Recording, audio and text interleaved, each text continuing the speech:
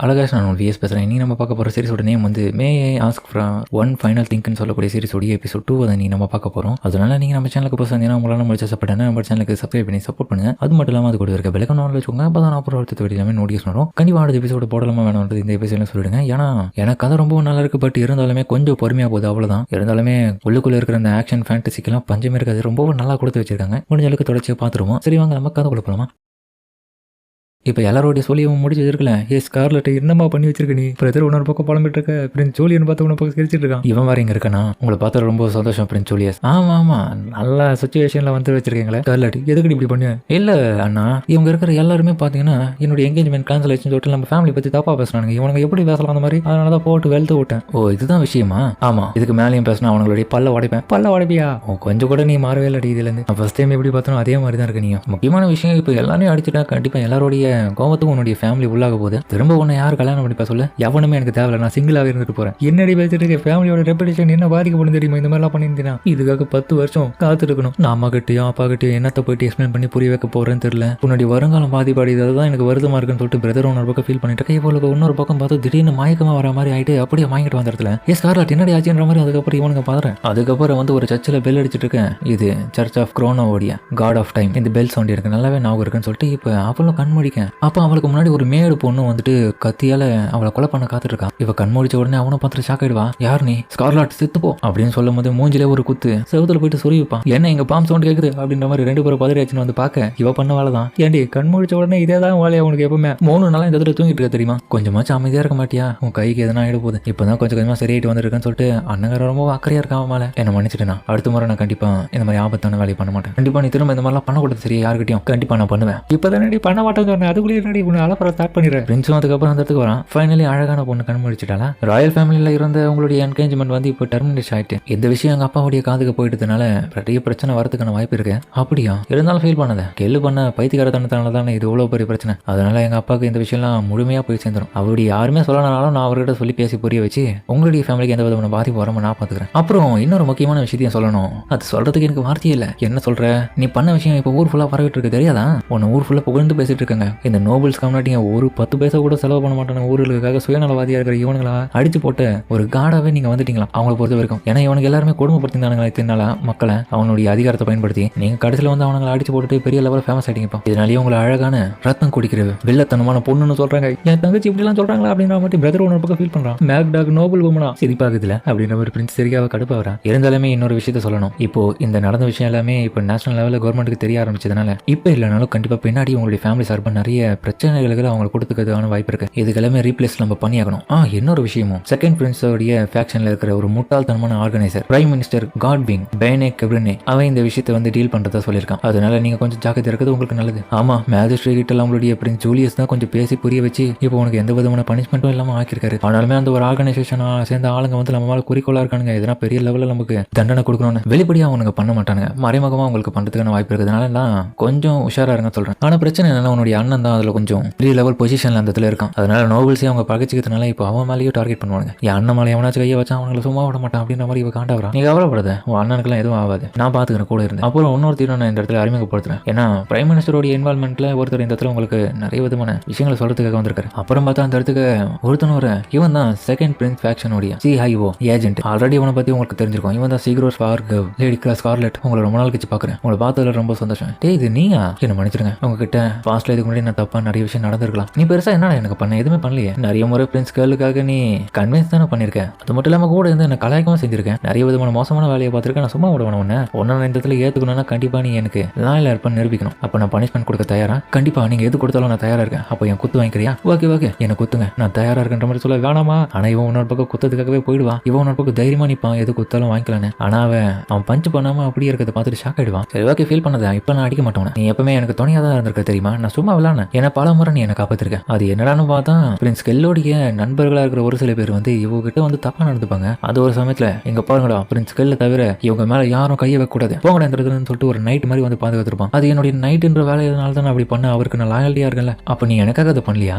உங்களுக்காக தான் பண்ண, அவருக்காக சேர்த்து தான் அப்படின்னு வைக்கப்பட. அதுக்கப்புறம் அகாடமியில இந்த விஷயத்தை பத்தி எல்லாமே அவ புரிய வைக்கணும்னு சொல்லிட்டு யோசிச்சுட்டு இருக்கான். ஏன்னா அவளுடைய நண்பர்களும் அவன் மேல கொஞ்சம் தப்பான அபிப்பிராயத்தை வச்சுட்டு இருப்பாங்க. பார்த்ததுக்கு அவங்க கிட்டையும் நிறைய விஷயத்தை சொல்லி ஷேர் பண்ணிக்கணும். அப்பதான் மனசுக்கு ஆறுதலா இருக்கணும் அவன் யோசிச்சுட்டு அந்த இடத்துட்டு கிளம்பிட்டு இருக்கான். அதுக்கப்புறம் வந்து காலையில தன்னை கொலை பண்ண வந்து அந்த மேடை வந்து பிடிச்சி வச்சிருக்காங்க. அந்த லாக்கர்ல உங்களை போயிட்டு அவ திறந்து உள்ள போகவும் அந்த இடத்துல பார்த்தா அவன் இருக்க மாட்டான். எங்க போயிட்டுன்ற மாதிரி பார்க்க திடீர்னு ஒரு அனிமல் ஆட்ட மாதிரி அவளை அட்டாக் பண்ண வந்துருவான். உட்காருன்ற மாதிரி ஒரு அடி தலையில போட்டு கொடுக்க, எதுக்கு நீ இந்த மாதிரி நடந்துட்டு இருக்க? ஒரு மேடா இருந்து ஹை லெவலான ஒரு பீஸ்டா இப்போ ஒரு மாதிரி இருக்கேன். பீஸ் கிங் நானாக்கா உங்ககிட்ட நான் இப்ப பேசதான் வந்தேன். ஹியூமன் ஃபார்ம்ல வந்து கொஞ்சம் கரெக்டா இருக்குன்ற மாதிரி சொல்லவும் இவ பேசதான் வந்தான்ற பேர்ல வந்து அதுக்கப்புறம் அவன் உருமாறிடுவான். அதுக்கப்புறம் உருமாறின உடனே அவன் பார்த்துட்டு ஷாக் ஆயிடுவா. ஓ நீ ஒரு பையனா? என்கிட்ட வராத நான் உன்னை கொண்டுடுவேன். உன்னை கொள்றது தவிர எனக்கு வேற ஆப்ஷனே இப்ப கிடையாது. இவன் நெஞ்சில் இருக்கிறது ஸ்லேவ் கிரெஸ்ட். இது இவனை யாரும் ஆர்டர் கொடுக்குறாங்க அது எல்லாமே இவன் பண்ணிட்டு இருக்கான். நீ ஒரு ஸ்லேவா இருக்கிறதுனால தான் நான் இந்த வேலையெல்லாம் பார்த்துட்டு இருக்கேன். ஆமா நான் உன்னை விடுதலை கொடுத்தா நீ எனக்கு உன்னை யார் இந்த இடத்துல என்ன கொல்ல அனுப்புனாங்கன்ற விஷயத்த சொல்லுவியா? ஆனா நீ அதுக்கப்புறம் என்ன கொண்டுட்டீங்கன்னா நான் உன்னை கொல்ல மாட்டேன். நான் டேர்ம்ஸ் அண்ட் கண்டிஷன் போறேன். அது எல்லாமே நீ ஏத்துக்குன்னு அதுக்கப்புறம் சொல்லு அப்படின்னு. அதுக்கப்புறம் வந்து அவன் மேல இருக்க அந்த செல்ஃப் கிரெஸ்ட் எடுக்கிறதுக்காக அவன் மேலேயே படுத்து அப்படியே அதை எடுத்து விடுவான். ரிவர்ஸ் டைம் சொல்லிட்டு ஒரு பவர் பயன்படுத்தேன். டைம் பார்த்தா கொஞ்சம் ரிவர்ஸ்ல போயிட்டு அதுக்கப்புறம் அந்த ஸ்லேவ் கிரெஸ்ட் இல்லாத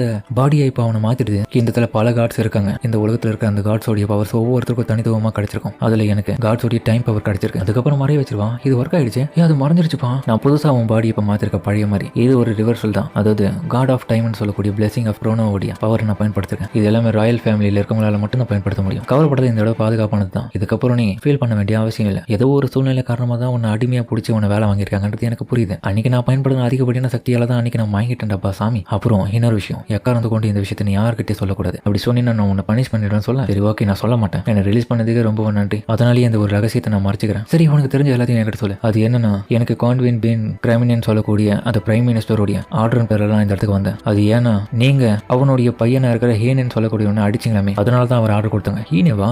அதுக்கப்புறம் பார்த்தா அந்த பிரின்ஸ் கெல்லே கூட இருந்த அந்த பையனை அவன் போட்டு அடிச்சிருப்பாங்க. அவன் தான் அவனுடைய பையனா இருக்கான். நான் அதை நோட்டீஸ் பண்ணவில்லை. அந்த ஒரு ரீசனுக்காக தான் இந்த இடத்துல என்ன அனுப்பிச்சாங்க. ஆனா உங்களை கொல்ல சொல்லி என்ன அனுப்பல. உண்மையா சொல்ல போனா எனக்கு உங்களை ஸ்பை வேலை பார்க்க சொல்லி தான் அனுப்பிச்சாங்க. ஆனா அப்படியாப்பட்ட மோசமான ஆளுக்கு நான் உங்களை கொலை பண்ணி நல்ல பேர் எடுத்து கொடுத்தேன்னா அந்த நோபுலோஸா வச்சுட்டு இருக்கிற அவனுடைய ஸ்லேவரி இடத்துல அதிகப்படியான என்ன மாதிரியே இருக்கிற ஸ்லேவ் ஆளுங்களை அவன் விடுவிப்பான்னு நினைச்சேன். அவங்க எல்லாருமே என்னுடைய ஆட்கள். அவங்க எல்லாருமே அவங்க கிட்ட சிறப்பட்டு கட்டுக்கிறாங்க. அவன் என்ன மட்டும் தான் இந்த வேலையை பார்க்க அனுப்பிச்சான். உங்களை நான் கொண்டு அதை பரிசை எடுத்துட்டு போய் அவங்க கிட்ட காமிச்சேன்னா கண்டிப்பா அவங்க எல்லாருமே விடுதலை பண்ணுவோம்னு நினைச்சேன். எங்களுக்கு சப்போர்ட் பண்ண எந்த ஒரு நோபல் ஃபேமிலி சேர்ந்தவங்களும் வர மாட்டாங்க. யாரும் பவர்ஃபுல்லான ஆளுங்க அவருடைய உதவி இல்லாம நாங்க அடிமையா நாயா தான் அவங்களுக்கு வேலை பார்த்துட்டு இருக்கோம். அது மட்டும் இல்லாம நாங்க ரொம்ப வீக்கா இருக்கோம். சரி ஓகே நீ கவலைப்படாத. எந்த ஒரு ரீசன்னால தான் நீ இப்படி வந்திருக்கேன்னு எனக்கு புரியுதுனால அந்த நாய் லார்ட் காட்வின் இருக்கான்ல அவனை நம்ம அடிக்கிறதுக்காக இந்த இடத்துல கிளம்புவோம். நான் இப்ப அவனை அடிக்கிறதுக்காக தான் போறோம். என்ன சொல்றீங்க? அவனை சுத்தி அதிகப்படி கான்ஸ் இருப்பாங்க. உங்களால எதுவுமே பண்ண முடியாது. என்ன பேசுறீங்க? உங்களுடைய பிரதர் வர ரொம்ப அப்பானியான ஆளு. அவங்க கிட்ட தானே வேலை செய்யறான். அதெல்லாம் நான் பாத்துக்கிறேன். இந்த மாதிரி கேவலமான வேலையை பாக்குறோன்னு அடிக்கிறதுலாம் தப்பே கிடையாது. அதை பத்தி பேசல. அவங்க நிறைய பேர் இருப்பாங்க. உங்களால தோக்கடிக்க முடியாது ஒரு பொண்ணு அப்படின்ற மாதிரி சொல்லுவோம். பொண்ணுன்னு தானே என்ன நினைக்கிறேன். ஆனா என்னுடைய பஞ்சனை இன்னும் பார்க்கலையே. காலையில அடி வாங்க ஞாபகம் இருக்கா இல்லையா? ஆமா ஞாபகம் இருக்குமா.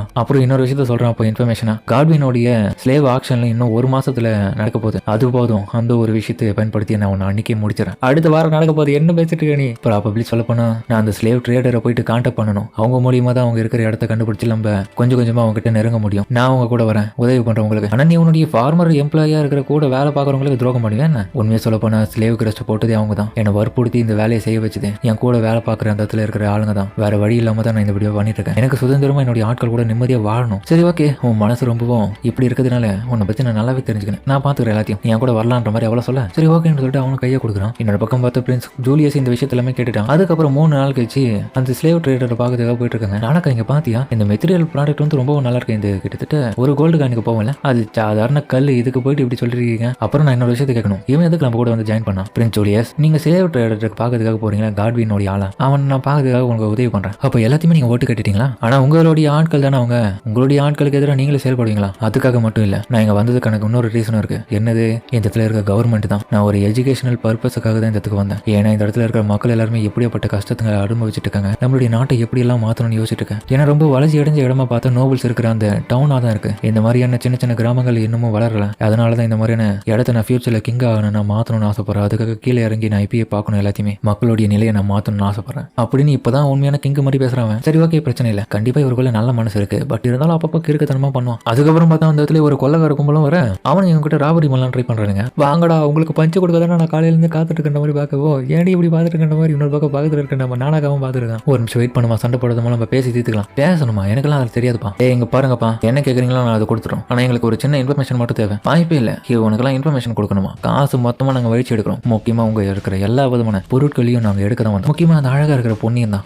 இந்த பையன் ஞாபகம் இருக்காப்பா? ஆமா ஆமா பணத்தை வாங்கி இதுக்கு முன்னாடி அடிச்சு அனுப்பிச்சிடறேன். இவன் தானே அது அப்படின்னு நானக்கா இன்னொரு பக்கம் கேவலமா பேச இவனுங்க பார்த்தா அந்த ஸ்லேவ் ட்ரேடரா இருக்கணும் கூடிய கும்பலா இருக்கிற ஆளுங்க. இன்னொரு பக்கம் இவனை பத்தி கேவலமா பேசின உடனே பார்த்தலாம் ஸ்கார்லெட் கடு போயிடுவா. போங்கடா போய் சண்டை போடுங்கடா, விடாதீங்கடா, வாங்கடா என்னுடைய ஃபிஸ்டோடைய டேஸ்ட் எப்படி இருக்குன்னு நான் உங்களுக்கு கத்து கொடுக்குறேன் அப்படின்னு போயிட்டு ஒவ்வொரு அடிச்சு துவம்சம் பண்ணுவோம் பாருங்க. எல்லாரும் செதற ஓட்டுவா, தரமா இருக்கும் உண்மையிலேயே. இவ பீஸ் தான் நினைக்கிறேன். ஒரு நிமிஷம் இவளை நான் எங்கேயோ பார்த்த மாதிரி இருக்கு. இந்த கண்ணு ஆறுலாம் வச்சு பார்க்கும்போது இவ தான் அந்த சோனியாக்கார ஸ்கார்லாட்டா இருக்கணும். பிரின்ஸ் இன்னொரு பக்கம் சிரிக்கிறான். சோனியாக்காரியா ரொம்ப வெறுப்பேத்திரானுங்கப்பா. இவனுக்கு கிட்ட வந்து ஒரு பஞ்சு கொடுக்க இன்னொருத்தன் கிட்ட பார்த்தா அடிக்கிறதுக்காக போவான். அவன் பயந்துருவான். என்ன விட்டுற மாத்தாயே அப்படின்னு. வீக்கா இருக்கிறவன் எதுக்கு நீ இந்த இடத்துல வரப்போ? இல்ல நீ எது சொன்னாலும் நான் சேர்த்து தயாரா இருக்கேன். பணத்தை எடுத்து அந்த பையன் கிட்டே அந்த பணத்தை கொடுத்துறேன். அது மட்டும் இல்லாம என்ன ப்ளீஸ் விட்டுரு. இதுக்கப்புறம் யாரையும் என்ன கொடுமைப்படுத்த மாட்டேன். அப்பனா இதுக்கு முன்னாடி நீ நிறைய பேரை கொடுமைப்படுத்திருக்க தானே. இந்த இதை வாங்கிக்கோ. ஒரு நிமிஷம் வெயிட் பண்ணு. நீங்க தேடி வந்த அந்த ஆள் வந்து இப்பதான் இந்த இடத்த கிராஸ் பண்ணி போனோம். அவன் கண்டிப்பா இப்போ பார்ல இருக்கிறதுக்கான வாய்ப்பு இருக்கு. எந்த ஒரு இன்ஃபர்மேஷனுக்கு ரொம்ப நன்றி. பட் இருந்தாலும் சாவுடா அப்படின்ற மாதிரி ஒரு குத்து கொடுப்பா பாருங்க. என்ன கோல்டன் ஏர் பிரின்ஸ் ரொம்ப சந்தோஷமா இருக்கீங்க போல. ஃபைட்டிங் மட்டும் தான் வந்து பார்த்துட்டு இருக்கீங்க, ஒன்றும் பண்ணலையே நீங்க. இல்ல உங்களுடைய ஃபைட்டிங் ஸ்டைல வந்து ரசிச்சுட்டு இருக்கேன். சோனியாக்கார ஸ்கார்லாட் வெறுப்பேத்துறீங்களா? இல்ல உன்னை பக்கம் ஃபீல் பண்றான். பரவாயில்லையே, ஃபைனலி உனக்கு எமோஷன்லாம் வருது. யாரோ ஒருத்தவங்க உன்னை அப்படியே கலாய்ச்சா இப்படியாப்பட்ட முகத்தெல்லாம் வச்சுக்கிட்டு இப்பதான் முறையை பார்க்கறேன். ஸ்கார்லாட் இதுதான் எமோஷன். இன்னும் நிறைய விஷயத்தை நீ கத்துக்கணும். எந்த ஒரு எமோஷனா இருந்தாலும் வெளிப்படையா அதை காமி, உனக்குள்ளேயே பூட்டி வச்சுக்கதுன்ற மாதிரி சொல்லுவோம். ஏன்னா நீ தான் இப்போ நான் எதிர்பார்த்தது லெவல்ல ரொம்பவும் அமேசிங்கான சூனியக்காரையா இருக்க. கடுப்பாயிடுவா திரும்பியும். சரி ஓகே, இப்போதைக்கு இவனுக்கு எல்லாருமே ஒரு இடத்துல வச்சு நம்ம விசாரிக்கணும். என்னது நானாக்கா ஆல்ரெடி வந்து அவன் காட்வினுடைய ஆளா வேலை செஞ்சிருக்கான். கண்டிப்பா ஒன்னு அவனுக்கு நல்லாவே தெரிஞ்சிருக்கும். அதனால இந்த ஒரு விஷயத்தை நானே தனியா பாத்துக்கிறேன். கவலைப்படாதீங்க. உன்ன மாதிரியான பொண்ணுலாம் அந்த இடத்துக்கு போனாலும் அவங்க தப்பா எதனா பண்ண பார்ப்பாங்க. நானே பாத்துக்கிறேன். அவனுக்கு பண்றானுங்களோ இல்ல நீ போட்டு அடிச்சிருவோமா. அதுக்கப்புறம் அந்த விஷயத்த எல்லாமே அவன் பேசிட்டு வெளியே வரான். ஏன்னா முடிஞ்சத வேலை பணத்தை ஓட்டத்தான் வேலை முடிஞ்சது. அவனுடைய நேம் அப்புறம் லொகேஷன் எல்லாமே தெரிஞ்சிருச்சு. அந்த ஸ்லேவ் மெர்ச்சன்ட் ஓடியது. என்னடா நீ பேசிட்டு இருக்க, கை காலெல்லாம் உடச்சி தான் அவங்க ஈஸியா சொல்லிருப்பானுங்க. அப்படிலாம் சொன்னா சொல்ல மாட்டான் எவனுமே. உனக்கு சைலண்டா நம்மளை பொறுத்த வரைக்கும் எல்லாத்தோட டீட்டெயிலும் கேதர் பண்ணணும். அதுக்கு நம்ம பணத்தை கொடுத்தாலே போதும். பரவாயில்ல, பிரின்ஸ் கிட்ட இப்படியாப்பட்ட டேலண்ட்லாம் இருக்கா. என்னை பத்தி என்ன நினைச்சேன், நான் சைலண்டா வேலையை முடிகிறாள் அப்படின்னு. அவங்க 2 பேரும் வெளியே போகிறதுக்கு முன்னாடி அடுத்தது ஸ்லேவ் ஆக்ஷன் தான். நானாக்கா கவலைப்படாத, உதவி பண்ண நாங்க இருக்கோம். கண்டிப்பா நானும் தயாரா இருக்கின்ற மாதிரி அவனை சொல்ல அதோட இந்த எபிசோட முடிக்கிறாங்க. சரிங்க, இந்த வீடியோ அப்படின்னு கமெண்ட் சொல்லுங்க. மறக்காம இந்த வீடியோக்கு பிடிச்சிக்கணும். பிடிச்ச லைக் போட்டு நம்ம சேனலுக்கு சப்ஸ்கிரைப் பண்ணி சப்போர்ட் பண்ணுங்க. அது மட்டும் இல்லாமல் அது கூட இருக்க பெல் ஐகான் வச்சுக்கோங்க. அப்போ நான் அப்புறம் அடுத்த வீடியோல நோட்டீஸ் பண்றோம். அடுத்த எபிசோட் போடலாமா வேணும்ன்ற கமெண்ட் சொல்லுங்க. சரிங்க, நம்ம இதோட இந்த வீடியோ முடிச்சுமா.